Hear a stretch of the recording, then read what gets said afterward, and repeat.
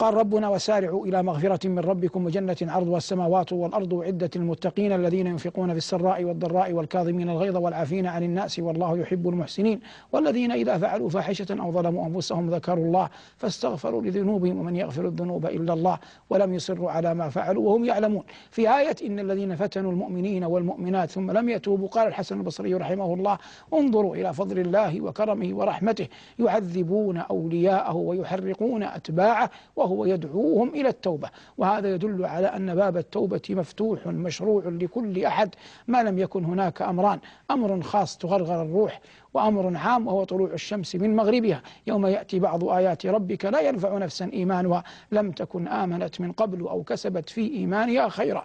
ومن أدرك هذا وذاك وعلم عظيم رحمة ربه مع علمه بما أعده الله جل وعلا لمن عصاه، ازدلف إلى ربه بالطاعات وسابق في الخيرات وجعل عمره كله عونا وعلى طاعة ربه تبارك وتعالى. وكما قلت الحديث في هذا يستفيض، لكن لم أرى والله مثل قيام الليل عونا للمؤمن على أمر دينه ودنياه.